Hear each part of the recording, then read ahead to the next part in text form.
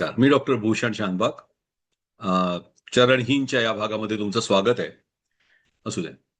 तर पुढे चालू करूया. मागच्या भागात आपण बघितलं की श्रीनगरला खूप आगीमध्ये खूप मोठं नुकसान झालं होतं आणि त्याच वेळेला फाल्गुन त्यांनी गोळा केलेले दामर, तंत्रीण, इतर सरदार, यशोधर, ऐर मंतक या सगळ्यांसह चालून येत होता श्रीनगरवर. पुढे काय झालं ऐकूया ह्या भागामध्ये. दुसऱ्या दिवशी नेमकी प्रतिपदा होती. 3 महिने झाले होते. उद्या कैलास गोसाव्यांच्या गुहेत दिद्दाला जायचं होतं, पण फाल्गुनचं सैन्य कधीही श्रीनगरला पोहोचू शकलं असतं. पण दिद्दानं गुहेत जायचा निर्णय घेतला.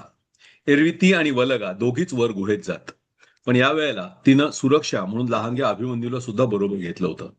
मात्र रथाबरोबर तिनं 100 एकांगी ठेवले. नेहमीप्रमाणे दिद्दा निघाली. ती आज गुहेत जाणार हा कयास फाल्गुननं सुद्धा बांधला होता. त्यानं तिला तिथंच धरायचं ठरवलं होतं. त्याची सर्व सेना श्रीनगरला पोचायला थोडा वेळ लागणार होता, पण त्यानं आपला विश्वासू चाकर महेश्वर याला 500 सैनिक घेऊन वेगानं पुढे पाठवलं. त्यात त्याला स्पष्ट आज्ञा होत्या. गुहेजवळ जाऊन दबा धरून बसायचं. दिद्दा वर आली की तिला शक्य होईल त्या मार्गानं मारून टाकायचं. दिद्दाला मात्र या कटाची काही खबर नव्हती. त्यामुळे 100 एकांगी बरोबर असताना आपण सुरक्षित आहोत या कल्पनेत ती वावरत होती.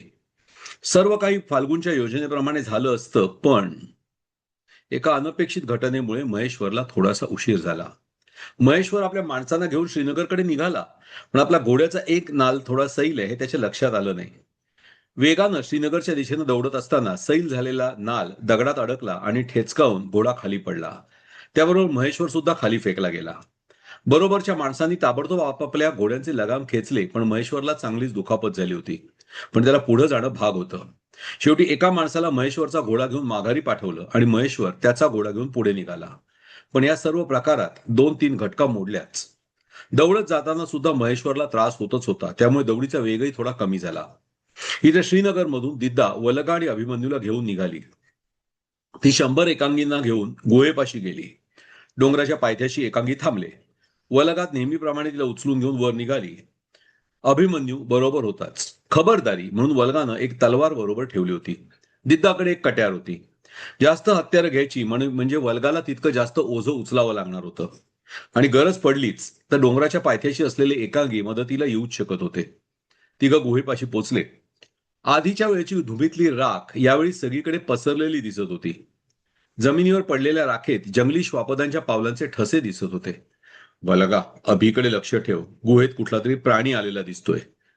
होय राजकुमारी, वल्गा म्हणाली. दिद्दानं बरोबर आणलेले लाकडाचे तुकडे वापरून धुमी पेटवली. सगळीकडे धूरच धूर व्हायला लागला. त्या धुरानं अभिमन्यूचे डोळे चुरचुरायला लागले. तो रडायला लागला. वल्गा, याला उचलून घे आणि जरा बाहेर येऊन थांब, मी थोड्या वेळात येतेच, असं म्हणत दिद्दा धुमीसमोर डोळे मिटून बसली. वल्गा अभिमन्यूला घेऊन गुहेच्या दारातून बाहेर पडणार तोच तिची नजर लांबून उडणाऱ्या धुळीच्या लोटावर गेली. निश्चितच एखादं घोडदळ दौडत येत होतं. डोंगराच्या खाली उभ्या असलेल्या एकांगींना बहुधा ते दिसलं नसावं. ते तयार दिसत नव्हते. वलगानं त्यांना एक जोरदार हाळी दिली, पण अंतर खूप होतं. त्यांना बहुधा ती ऐकू गेली नसावी. तिनं परत हाळी दिली, पण काही उपयोग झाला नाही. मग वलगानं एका मागून एक 4-5 दगड खाली फेकल्यावर एकाचं लक्ष तिच्याकडे गेलं. वलगानं बोटानं दिशा दाखवली. तिकडे बघितल्यावर काय होतंय त्यांना बहुधा समजलं असावं. येणाऱ्या घोडदळाचा सामना करायला सगळे तयार झाले, पण वलगाच्या डोक्यात वेगळाच विचार होता. जरी एक एकांगी अनेकांना भारी होता, तरी तो एका वेळी एकाच ठिकाणी असू शकत होता. येणाऱ्या घोडदळातले लोक सगळीकडे पसरले तर काय करायचं. वलगा अभिमन्यूला घेऊन गुहेत गेली. एव्हाना दिद्दा उठून उभी राहिली होती. काय झालं ग वलगा, ओरडत कशाला होतीस, तिनं विचारलं. राजकुमारी, घोडेस्वार येत आहेत. मग गुहेत आत चला. चल, दिद्दा म्हणाली. धुमीतून एक जळतं लाकूड घेऊन वल्गा पुढे चालत होती. पण अंदाजापेक्षा गुहा खूप खोल होती. जळत्या लाकडाच्या प्रकाशात अंधूक दिसत होती. जो कोणी प्राणी आत आला होता तो आणखी आत असेल तर पंचायत होती, पण नाईलाज होता. पाठीवर बसा, वल्गा म्हणाली. नको, तू अभिमन्यूला घे उचलून.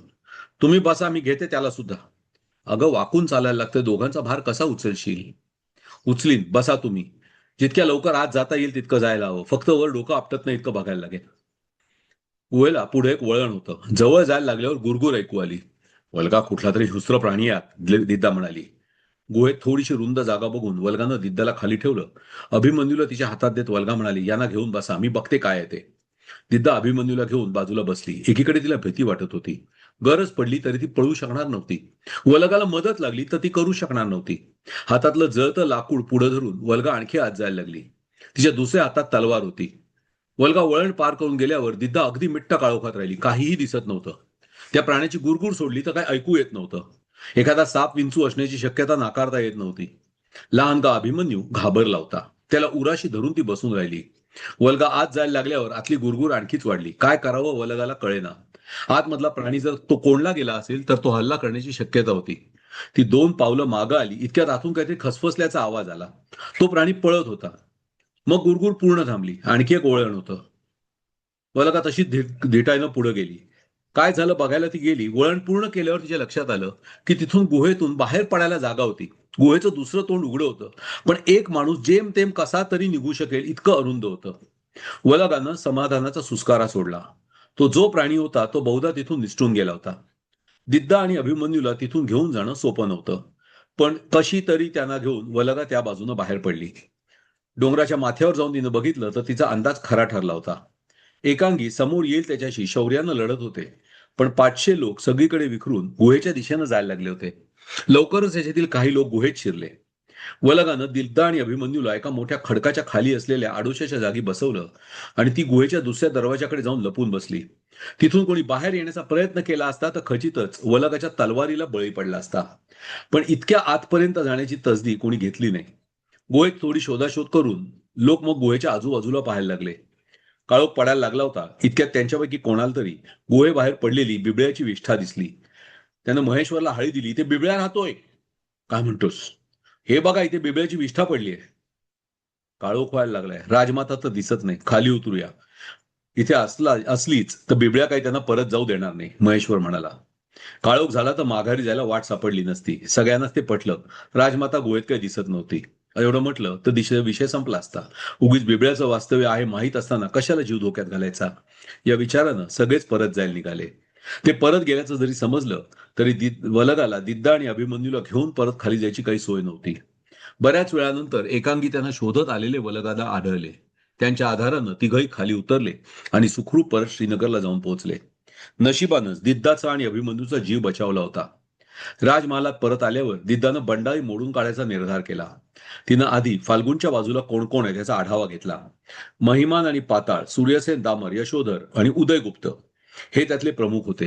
हिम्मक हा एक प्रमुख सरदार होता. आता हे सगळे फाल्गुनला सामील झाले याचं कारण काहीतरी मोठं प्रलोभन फाल्गुननं त्यांना दाखवलं असणार हे उघड होतं. दिद्दानं नरवाहनला बोलवलं. "प्रणाम राजमाता." "प्रणाम प्रधानजी." "एक गोष्ट विचारली तर खरं खरं सांगाल?" "जी राजमाता." "हे सगळे लोक माझ्या विरोधात फिरले. तुमची निष्ठा कुठे आहे? स्पष्ट सांगितलं तर बरं होईल." "राजमाता, काय वाटेल ते झालं तरी मी माझी निष्ठा तुमच्याच पायाशी ठेवीन." "मी यावर विश्वास ठेवू ना?" "राजमाता, मी विश्वासपूर्वक सांगतो, शपथ घेतो, मी आणि माझे नातेवाईक काहीही झालं तरी तुमच्याशीच एकनिष्ठ राहणार." "चला, एक काळजी मिटली. तुम्ही जर माझ्याबरोबर आहात तर मग मला कसलीच भीती नाही. आता आणखी एका बाबतीत तुमचा सल्ला हवाय." "जी राजमाता." "फाल्गुन सगळीकडे सैन्य गोळा करून राज्यावर चालून येतोय. त्यानं सर्वांना बेलरोटीची शपथ देऊन आपल्या पक्षात ओढले अशी खबर आहे.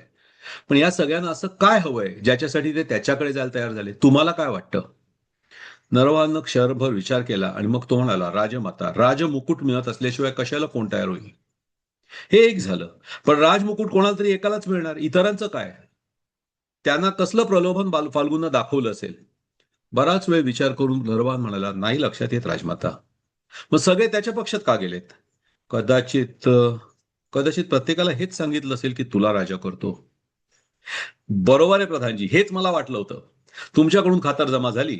आपण ह्याचाच वापर करून आता फाल्गुनच्या पक्षाला फोडायचंय. पण त्यासाठी तुमची साथ हवी आहे." "आज्ञा राजमाता." "तुम्ही तातडीनं ललितादित्यपूरला जा. तिथल्या शंकर स्वामींचा महिमांवर बराच पगडा आहे असं माझ्या कानावर आहे. तो दर बाबतीत त्यांचा सल्ला घेत असतो. त्यांना पुरेसं द्रव्य द्या. ते धनाचे लोभी आहेत. त्यांना तृप्त केलं की महिमांना फोडता येईल. या शंकर स्वामींना आपल्या बाजूला वळवू शकला तर निम्म काम झालंच आहे असं समजा." "जी राजमाता." "तोपर्यंत मी यशोधरला कसं फोडता येईल हे बघते. या तुम्ही." नरवाहन ललितादित्यपूरला चालू पडला. त्यानंतर हरी आणि दुर्धरला बोलवलं. त्यांना यशोधरकडे आणि दामरांकडे पत्र घेऊन पाठवलं. तसंच पत्र महिमांसाठी सुद्धा पाठवलं. सर्व पत्रात साधारण सारखाच मजकूर होता. तुम्हाला इथला राजा बनवण्याचं वचन देऊन फाल्गुन फसवतोय. त्याला स्वतःला सत्ता मिळवायची आहे. एकदा का इथलं सिंहासन मोकळं झालं की तो तुम्हाला दगा देईल. पण गमतीची गोष्ट म्हणजे तुम्ही त्याला साथ द्यावी म्हणून त्यानं सर्वांनाच हे वचन दिलंय. याचाच अर्थ असा की कोणालाही दिलेलं वचन पाळण्याचा त्याचा इरादा नाही. पाहिजे तर तुम्ही इतरांना विचारू शकता. यशोधरला खास वेगळं आमिष दाखवलं होतं. तू माझ्या बाजूला आलास तर मी तुला सैन्याचा प्रमुख कंपनाधिपती बनवेन. पत्र घेऊन दिद्दाचे विश्वासू लोक निघालं. आपली शस्त्र फल्गुनचं सैन्य माफ करा, आपली शस्त्र पर्जित निघालं होतं. लवकरच ही सेना पद्मस्वामीच्या मंदिरापाशी पोहोचली. दिद्दाला आता मात्र आपल्या यशाची खात्री वाटत नव्हती. नरवाहन, हरी किंवा दुर्धर यांनी जरी आपलं काम चोखपणे केलं नाही तर ती फाल्गुनच्या हातात सापडली असती आणि मग फाल्गुननं तिला जिवंत सोडलं नसतं. श्रीनगरमध्ये अनेक मठ होते. हे मठ जरी धर्माचं रक्षण आणि प्रसार या हेतूनं बनवले असले तरी अनेक वेळा त्यांच्यावर सैन्याचे हल्ले होत. त्यापासून बचाव व्हावा म्हणून ते एखाद्या गढीप्रमाणे मजबूत बनवलेले असत. यापैकी एक होता शूरमठ. दिद्दानं इराला बोलावलं. इरा, माझं एक महत्वाचं काम आहे जे तूच करू शकतेस. आज्ञा राजमाता. फाल्गुन सैन्य घेऊन चालून येतोय. मी प्रधान नरवाहन यांना एका महत्वाच्या कामासाठी पाठवलंय.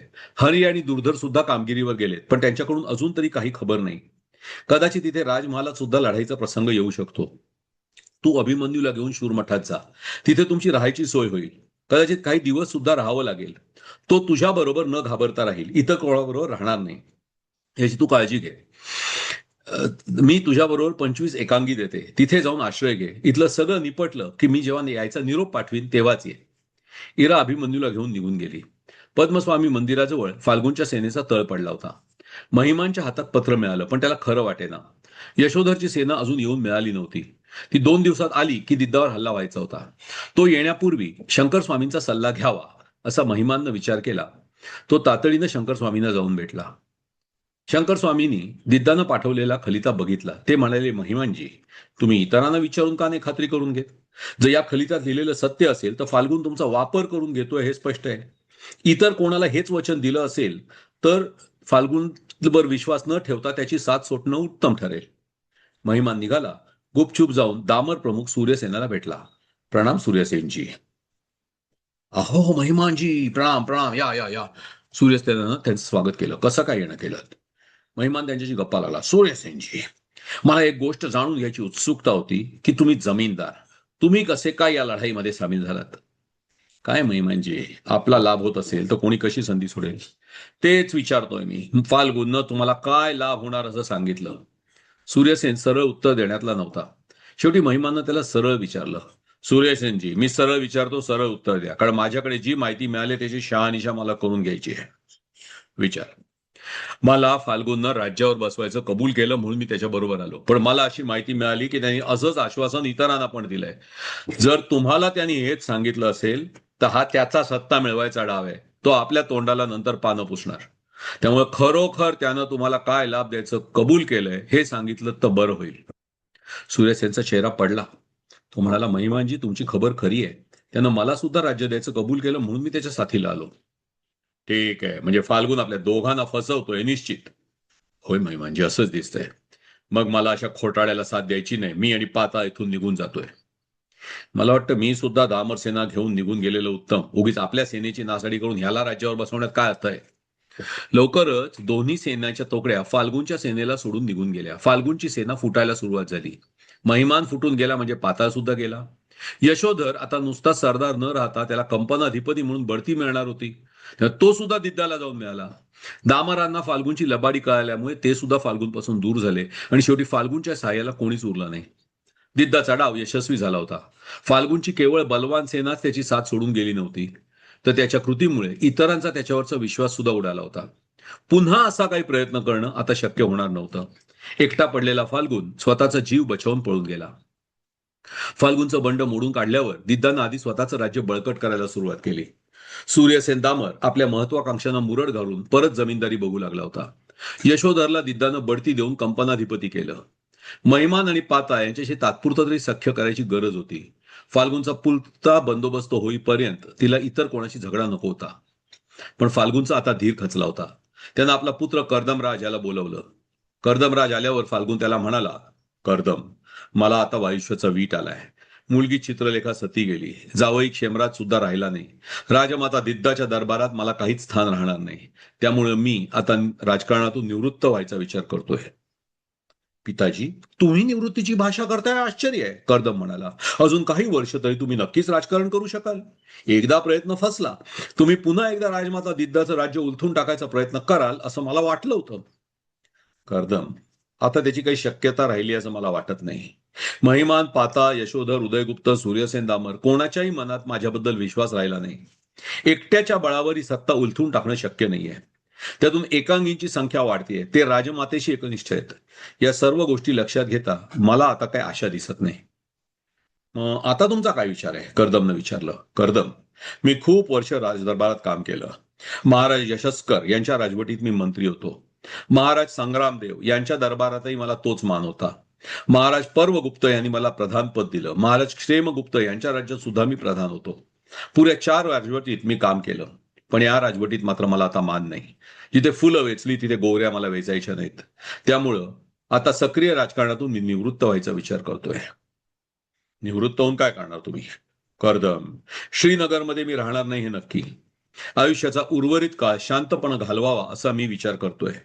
इथं राहिलो तर आज ना उद्या राजमाता मला मारून टाकणारे निश्चित. त्यामुळे मी पहलग्रामला जाणार आहे. राजमातेच्या दृष्टी आड असलो तर त्या सुद्धा माझ्याकडे दुर्लक्ष करतील असं मला वाटतं. पण मग मी काय करायचं? कर्दम, तुझं संपूर्ण आयुष्य अजून बाकी आहे. राजमाता दिद्दा एखाद्या मगरीसारखी लबाड आहे, क्रूर आहे. ती शूर नाही, पण ती अनपेक्षित लपून हल्ला करील. त्यातून सुटणं सोपं नाही. मी तीच चूक केली. मी तिला भोळी समजलो. तिला सती जाताना भाग पाडायला ती माझाच डाव माझ्या गळ्यात घालून चित्रलेखाचा बळी घेईल याची मी कल्पनाही केली नव्हती. पण ती डावपेचात तयार आहे. तिची ती काळी दासी तर मंथरेपेक्षा जराही कमी नाही. यावेळी सुद्धा तिनं माझे साथीदार कधी आणि कसे फोडले हे मला समजलं सुद्धा नाही. समजलं तोवर मी अगदी एकटा पडलो होतो. ती साधी नाही. तिच्याशी जुळवून घेतलंच तर तुझं आयुष्य सुखाचं होईल. जळात राहून मगरीशी वैर करायला लागलास तर ते जमणार नाही. तिच्याकडे जा. म्हणावं, पूर्वी माझ्यात आणि तिच्यात जे काय झालं ते विसरून तिच्या पदरी राहायला तू तयार आहेस.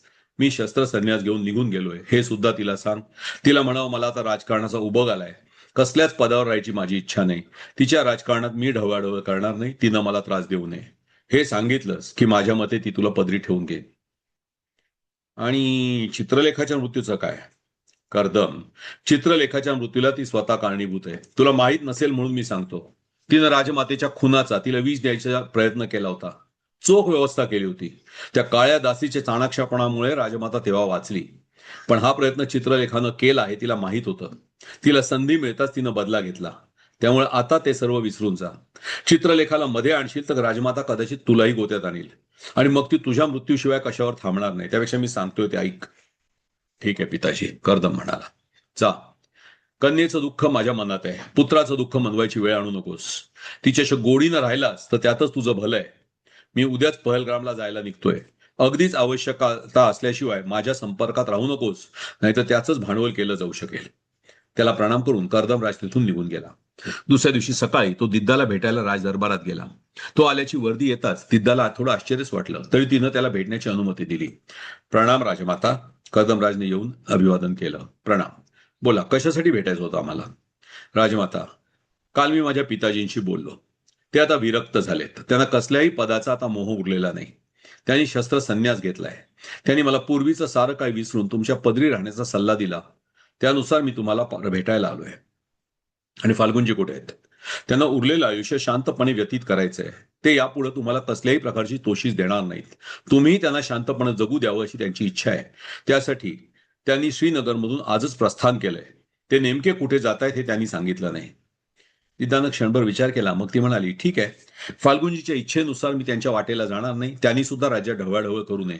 मात्र त्यांनी ढवळाढवळ केल्यास मला पर्याय राहणार नाही, इतकं ध्यानात असू द्या. जी राजमाता. मी सध्या तुम्हाला 2000 सरदारकी देते. इमानानं वर्तन केलं तर तुमचं पद वाढवेल. तुमची कृपा आहे राजमाता. सध्या मी तुम्हाला श्रीनगर ते लोहारीन या मार्गाच्या सुरक्षिततेसाठी नेमते. राजपुरी, याचं राजौरी, हे तुमच्या आधिपत्याखाली राहील. जी राजमाता. तिला नमस्कार करून कर्दमराज निघून गेला. तो गेल्यावर वलगानं दिद्दाला विचारलं, राजकुमारी, हा माणूस तुम्हाला विश्वास ठेवण्यायोग्य वाटतो? अजिबात नाही, दिद्दानं उत्तर दिलं. मग तरीही तुम्ही त्याला पदरी नेमलत? हो. याला प्रमुख कारण दोन, दिद्दा म्हणाली. एक म्हणजे याला पदरी ठेवून घेतलं की इतर बंडकऱ्यांना सुद्धा धीर येईल. ते जवळ आले की एकेकाचा काटा काढता येईल. दुसरं म्हणजे फाल्गुननं पहलग्रामला जायची तयारी केलेली आहे हे मला आधीच माहिती आहे. म्हणून मी याला राजपुरीला उलट बाजूला पाठवलं. पहलग्राम इथून पूर्वेला आहे, राजपुरी पश्चिमेला आहे. दोन विरुद्ध दिशांना ते असले की त्यांची सहजासहजी गाठ होणार नाही. त्यांना भेटायचं झालं तर श्रीनगर मार्गेच जायला लागेल आणि ते एकमेकांना भेटायला जात असतील तर ते आपल्याला नक्की निदर्शनाला येईल. वलगाला दिद्दाचं म्हणणं पलटलं. आणि फाल्गुनचं काय करणार? सध्या तरी काही नाही. सध्या त्याची गत नखं आणि दात पाडलेल्या वाघासारखी झाली आहे. त्याच्यापासून आपल्याला काही त्रास होईल असं वाटत नाही. खरंय राजकुमारी, पण तो वाघ हे विसरून चालणार नाही. मुळीच नाही. पण वलगा त्यामुळे त्याची माझ्यावर नजर राहणार. याबरोबर एक गोष्ट लक्षात ठेव वलगा, त्याच्या इतका अनुभवी संपूर्ण राज्यात कोणी नाहीये. चित्रलेखामध्ये लुडबुडली नसती तर त्यांचं आणि माझं वैर व्हायचं काही कारण नव्हतं. त्यानं कर्दमराजला माझ्याकडे यायचा सल्ला दिला म्हणजेच तो चित्रलेखाला सोडून पुढे गेलाय.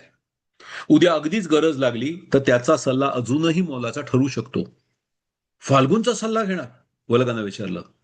जेव्हा अगदी पाणी गळ्यापर्यंत येईल ना तेव्हा. तोवर नाही, दिद्दानं सांगितलं. फाल्गुनच्या बाजूने चिंता करायची आवश्यकता आता दिद्दाला वाटत नव्हती.